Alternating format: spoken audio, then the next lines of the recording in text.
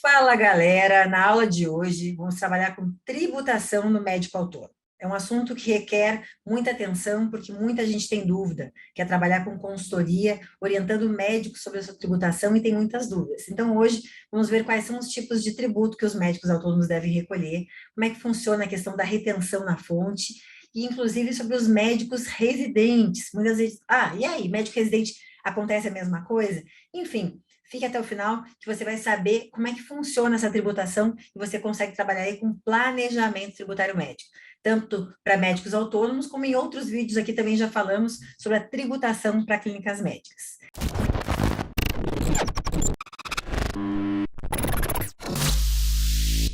Quem ainda não está inscrito aqui no canal, se inscreva, clica lá no sininho, porque sempre você vai estar por dentro dos vídeos novos, dessas aulas ao vivo, e você não vai esquecer, porque o YouTube vai avisar você. E mais, quem já está aqui na área hoje, já dá seu like, dedão, né? Seu joinha. Quem não está acostumado aqui com o canal Professor ainda, eu sempre peço para você dar, like, joinha, beleza? Então vamos lá. Deixa seu comentário aqui embaixo do vídeo, deixa aqui no chat, vai deixando seu comentário, dúvidas, depois eu respondo também sobre a questão da tributação do médico autônomo. Então vamos lá. Como é que fica essa questão da tributação do médico autônomo? Antes da gente adentrar exatamente sobre o médico autônomo, a gente sempre tem que pensar, quando a gente pensa em tributação em relação a questões médicas, né? A gente sempre fica em dúvida, médico autônomo, clínica médica, consultório. Então, a gente tem que pensar. Nós temos 4 situações. Nós podemos ter um médico autônomo, que é o caso da aula de hoje. Nós podemos ter um médico que trabalha para uma clínica. Nós podemos ter esse médico que trabalha para uma clínica, ele pode ser um empregado CLT, ou ele pode ter essa relação de autônomo, ou ele pode também ter o quê? Ele pode ter o seu próprio consultório. Inclusive, nessa questão do médico como, né, prestando serviço para uma clínica, vamos pensar como se fosse para um hospital, ou mesmo dando aula para uma universidade. Então, nós temos vários cenários aí que acabam impactando justamente na tributação, e o médico, por si só, ele não tem que estar preocupado com a tributação, ele tem que ter um bom contador, um bom advogado, que oriente ele a saber qual é a melhor estratégia. E hoje, quando nós trabalharmos aqui com a questão da tributação do médico autônomo, você vai perceber que dependendo da situação do médico que você está orientando, vale mais a pena você encaminhá-lo para que ele constitua uma pessoa jurídica, porque, como já falamos em outra aula aqui, como é que funciona a tributação do médico em clínicas? Normalmente ela fica mais barata, mas claro, isso não existe uma regra, depende sempre da situação, você tem que analisar sempre caso a caso.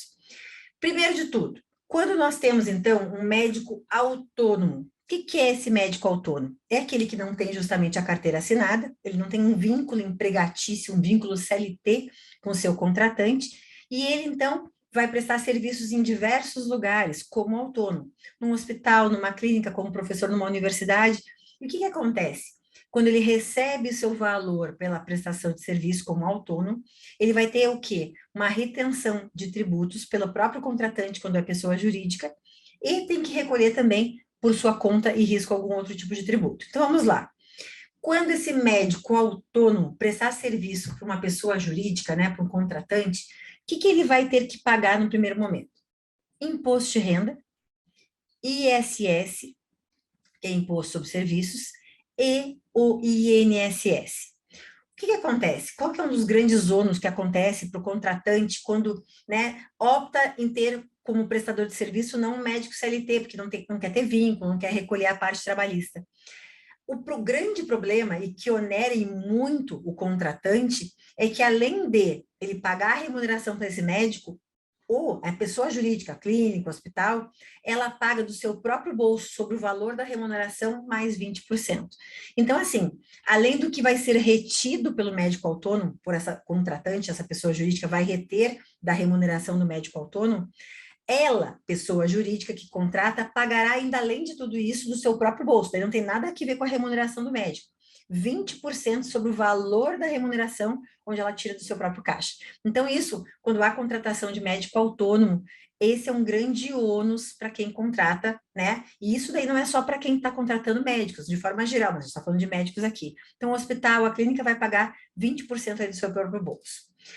Bom, o que é, né, como é que ele vai pagar, então, essa pessoa jurídica vai pagar esse médico? O recibo de pagamento autônomo será emitido pelo médico E nesse recibo vai constar o valor total da remuneração e a tributação toda que vai ser retida. Por quê? Se ele fosse um médico CLT, ele teria um olerite, teria uma carteira assinada, mas não é o caso aqui. Então, mediante um recibo de pagamento autônomo a ser preenchido, vai constar o quê? O valor da remuneração paga, valor bruto, sobre isso vai incidir o INSS, vai incidir o imposto de renda retido já na fonte, que a gente vai ver aqui qual é a variação conforme a tabela progressiva do IR, e também o imposto sobre serviços, que é variável de 2% a 5%, conforme o município onde esse médico presta serviço. Pois bem, o que acontece? Vamos falar primeiro do INSS, da parte previdenciária desse médico autônomo.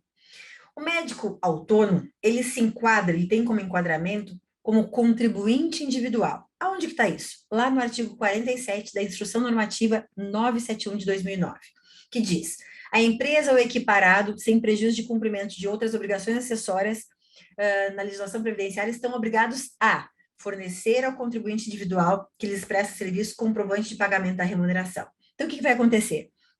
Quando este médico autônomo prestar serviço, então, o artigo 47 prevê a obrigatoriedade, então, dessa emissão dessa RPA, né, para a pessoa jurídica que está remunerando. O que acontece? Então, o médico, como para fins previdenciários, INSS, ele é contribuinte individual. E onde está essa previsão? Esse enquadramento dele como contribuinte individual está lá no decreto 3048 de 99, artigo 9º, parágrafo 15º, inciso 5º, ok? O que acontece? Eles definem o que é esse contribuinte individual e, por conta disso, para que esse médico possa fazer, então, né, o recolhimento para o INSS como contribuinte individual, lá apresentou RPA para a pessoa jurídica, mas como é que vai ser recolhido se não tem cadastro no INSS? Então, quando você tem uma relação de médico prestando serviço para uma pessoa jurídica, lembrem que, para que essa pessoa jurídica possa fazer as devidas retenções, principalmente de INSS, esse médico tem que estar o quê? Inscrito como contribuinte no INSS. Então, você vai lá entrar no site da Previdência Social e vai providenciar o cadastro. O que acontece? Esse médico, como contribuinte individual, ele teria que recolher aí 20% para o INSS. Só que tem um detalhe. Quando ele presta serviços para a pessoa jurídica, essa pessoa jurídica lá, destacando na RPA, não vai reter os 20%. O que vai acontecer? Essa pessoa jurídica vai reter 11% sobre a totalidade da remuneração desse médico autônomo, e os outros 9% que seriam necessários para complementar para fins de aposentadoria fica ao encargo do médico. Ou seja, aquela retenção de 11% sofrida pelo médico autônomo não é o suficiente para que ele conte isso para fins de aposentadoria.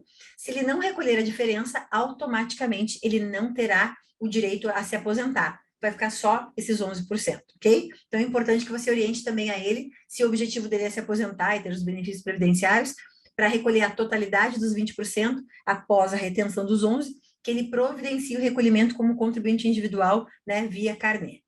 O que acontece? Esse recolhimento do teto, desses 11%, que a pessoa jurídica vai fazer a retenção do médico, deixa eu só tomar um golinho d'água aqui. Ela tem um teto. Como assim tem um teto?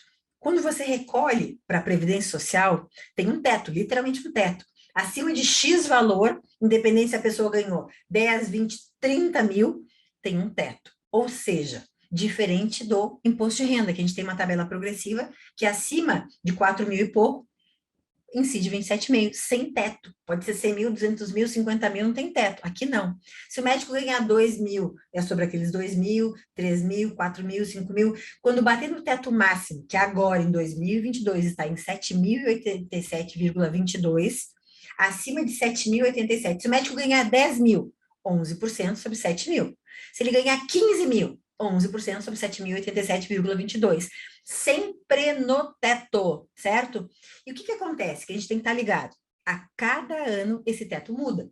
Então, por exemplo, quando você for trabalhar com médicos, né, referente aos últimos 5 anos, o que eles tiveram de retenção nos últimos 5 anos, por óbvio que você não vai ter que observar o teto de 2022 só. 2022, 7.087. Então, deixa eu compartilhar aqui com você na tela. Compartilhar esse aqui para você visualizar exatamente o que eu estou falando. Veja bem, o que acontece aqui? Deixa eu só botar aqui a apresentação do slide. Ó, Em 2020, isso estou fazendo os últimos 3 anos. Em 2020, a gente tinha um teto de INSS de 6.101,06. 2021, esse teto foi atualizado para 6.433,57. E agora, a partir de janeiro de 2022, nós temos, então, como eu mencionei, o teto de 7.087,22. E os tetos mínimos, né, que é o mínimo que se recolhe para o INSS, também proporcional. Mas o que nos interessa aqui é justamente o teto máximo, que é justamente nesse teto que normalmente o médico tem problema. Por quê? Muitas vezes esse médico presta serviço a mais de uma pessoa jurídica e todas elas acabam fazendo a retenção dos 11%, porque é obrigatório, elas são obrigadas a reter. Só que se ele teve em uma das unidades, já teve a retenção no teto máximo de 7.087, agora para 2022, ou vamos pensar no ano passado, 2021, se ele já teve o teto de 6.433,57 retido em uma das pessoas jurídicas, automaticamente ele não poderia ter essa retenção nas demais tomadoras de serviço. Mas nós já vamos chegar lá, só para já ressaltar isso, vocês verem a importância que é essa questão do teto. Bom, o que acontece? Essa empresa, então, né, como vai fazer a retenção do INSS, o que a gente tem que lembrar? Essa retenção, ela tem por base 11%, só que tem alguma exceção. Quando esse médico prestar serviço para entidade assistencial, beneficente, a retenção não será de 11%, a retenção será de 20%. Mas por que essa diferença? Porque é justamente uma entidade, né, beneficente, assistencial, e a lei trata de forma diferenciada. Em contrapartida, se ele prestar serviço para uma empresa do Simples Nacional, o que vai acontecer? A mesma retenção de 11% que ele já vinha sofrendo antes, certo? Agora, outra questão. Isso acontece, muitas vezes as pessoas terem dúvida em relação aos médicos residentes, como eu tinha mencionado antes. O médico residente, quando ele presta serviço para o hospital, quando ele presta serviço para uma clínica médica, como que fica o INSS desse médico? A mesma coisa. Você vai ter a retenção de 11%, e caso ele preste serviço, né, justamente para essa entidade filantrópica, que é isenta da cota patronal, a retenção será de 11%. O que acontece? O artigo 9º, parágrafo 15º, inciso 10º do decreto 3048, que nós já mencionamos, ele trata o seguinte: enquadra-se, né, como um médico também, o médico como contribuinte individual, um médico residente. Então, você pode prestar serviço tanto para médicos que já estão trabalhando há muitos anos sofrendo esse tipo de retenção, como para o médico que está começando. E o mais legal de tudo é o seguinte: você fecha com o médico residente, ele indica outro colega, outro colega, outro colega. Um médico vai indicando o outro. O que acontece? Caso, então, como eu já tinha mencionado, tanto para o médico autônomo, residente, quanto o médico que já tem profissão de longa data, o que acontece? Se ele tiver, então, a retenção em uma única instituição, uma única pessoa jurídica acima do teto, vamos pensar em 2022, que é 7.087,22. Supondo agora, no mês de janeiro, ele presta serviço para Santa Casa, para o Hospital de Misericórdia e para a PUC, por exemplo, 3 hospitais. Num lugar ele ganha 10 mil, no outro ele ganha 12 e no outro ele ganha 6, certo? O que vai acontecer? Vai ter retenção nos 3 lugares onde ele presta serviço. 11%, 11% e 11% sobre o valor total da remuneração. Só que o que acontece? No primeiro lugar que ele presta serviço, lá na Santa Casa, ele tem uma remuneração de 10 mil mês. Qual que é o teto? 7.087,22. Só um pouquinho. Na primeira remuneração, ele já teve uma retenção de 11%, sendo que o valor é de 10 mil e o teto é 7. Então, para todo o restante do mês de janeiro, ele já teve a retenção suficiente, legalmente indicada para a retenção do INSS. Tá, professora, mas e como é que ficam as outras entidades? Onde ele ganha 12 mil e ganha 6 mil? Pois é, nas outras duas não deveria, né? Nas outras duas não deveria mais ter retenção, por quê? Porque no primeiro lugar ele já teve retenção no teto máximo. Então, ficaria isento de recolhimento das outras duas. Só que não é isso que acontece. Onde ele ganha 10 mil, reteve o limite de 7 mil, 11%. Quando chega no segundo estabelecimento, que ele ganha 12 mil, o estabelecimento B, né? No caso, a Santa Casa já reteve, vamos chamar de A, B e C, para ficar mais fácil. A já reteve, B, sobre 12 mil, vai fazer o quê? Vou reter. Obrigação minha, dever legal meu de pessoa jurídica, vou reter esses 11%. Retém em cima dos 12. No C não vai ter retenção, por quê? Né? Porque, aliás, vai ter em cima de 6 mil. Não ultrapassou o teto, não tem problema, vai reter ali. O que aconteceu? Ele teve retenção em 3 estabelecimentos diferentes e ultrapassou o teto de R$ 7.000. Então, o que isso vai dar direito?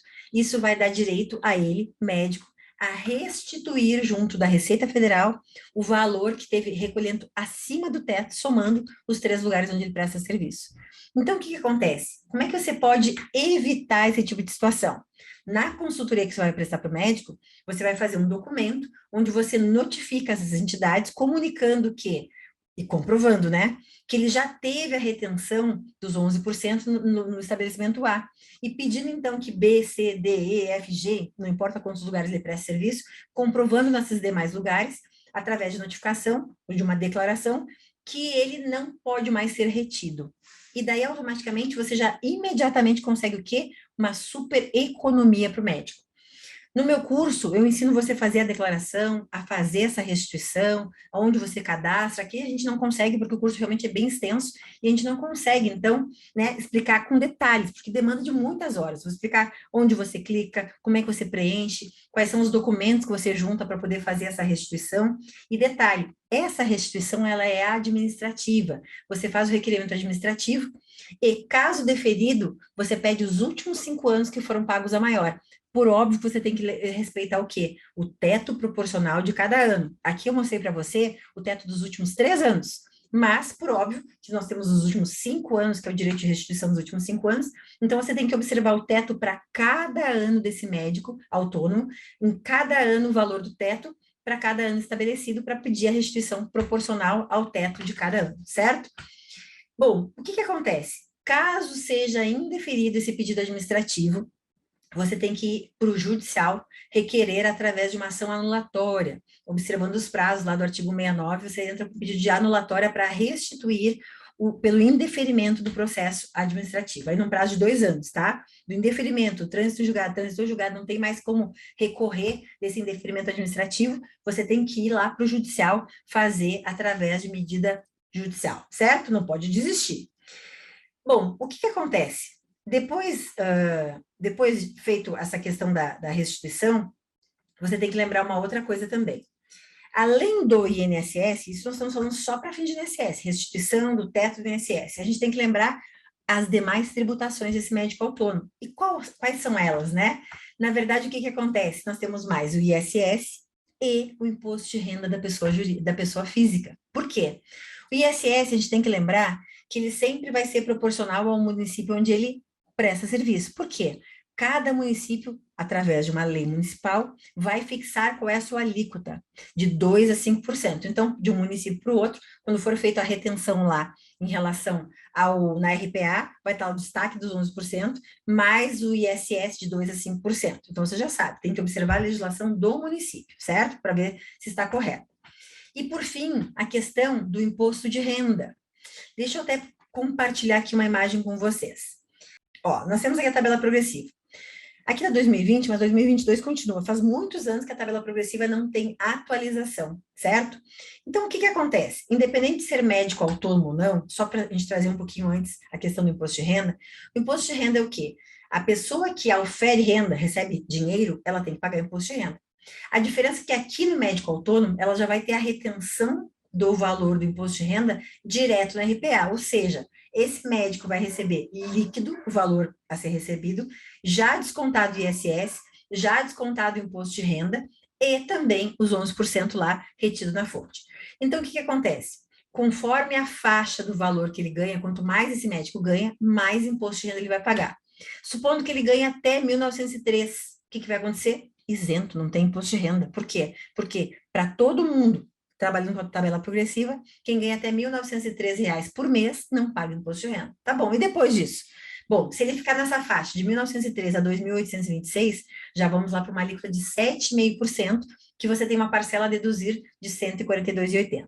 No curso a gente trabalha bastante com planilha de Excel, a gente consegue calcular e mostrar isso aí mais detalhado para você. Abro o RPA, mostro como é que a gente faz os preenchimentos, como é que faz a retenção, como é que calcula, e você consegue já, inclusive, fazer o cálculo do seu cliente para mostrar para ele o que é o certo, o que é o errado dele recolher.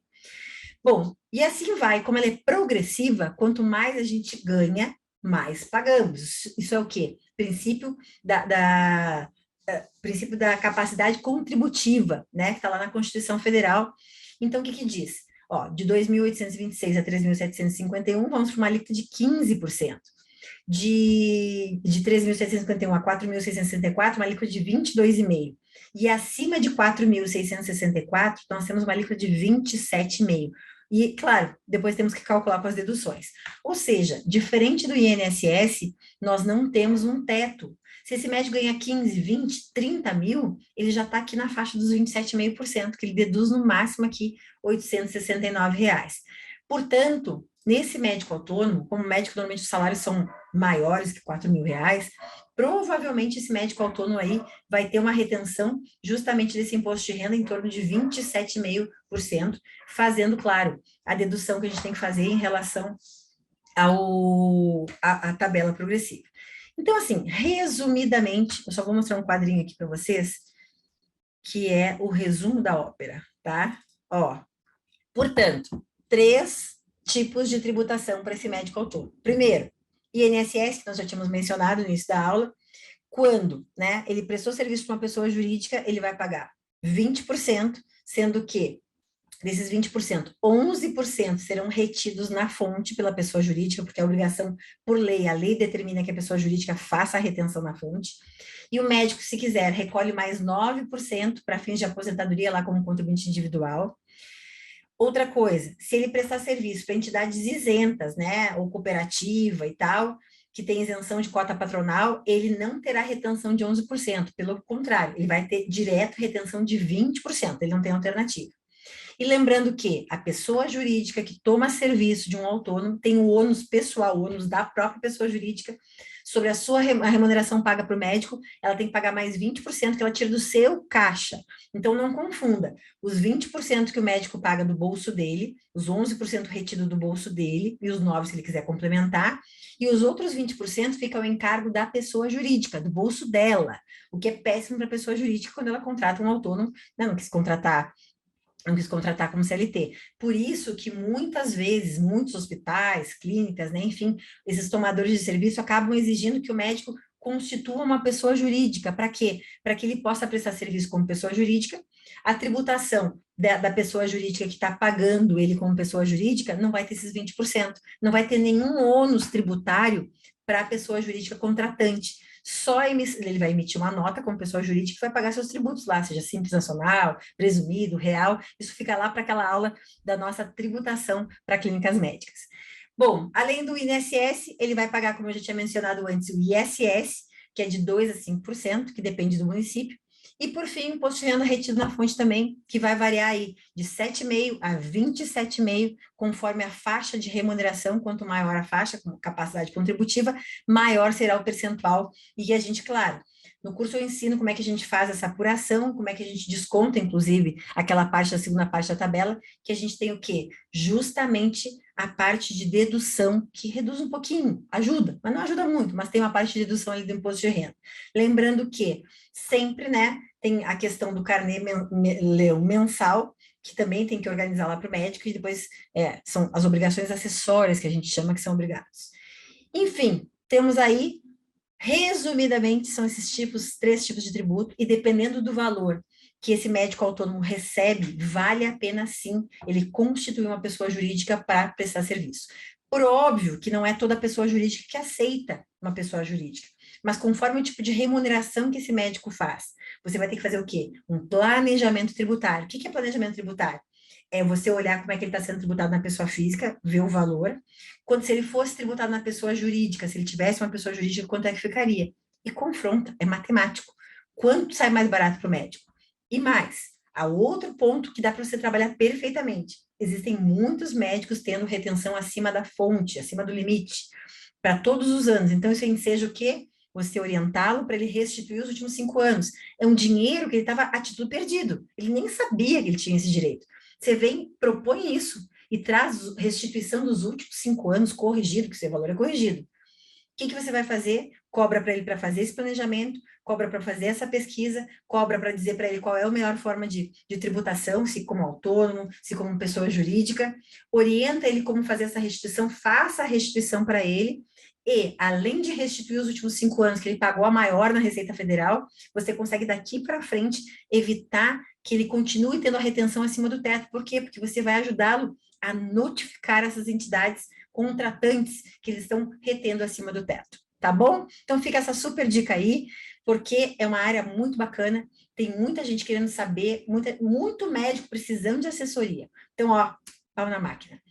Se você gostou aqui da aula de hoje, deixa seu joinha, deixa seu like, não se inscreva, né? Se inscreva lá no canal aqui da professora Letícia Vogt, clica no sininho, porque todo vídeo novo, ou aquela aula ao vivo que você esqueceu que ia começar, que te interessava, o YouTube te avisa. Então, fico por aqui, aguardo vocês para nossa próxima aula, e ó, pau na máquina que a gente tem muito trabalho para fazer aí com os médicos em relação a planejamento médico. Beijo, galera! Fui! Fiquem com Deus!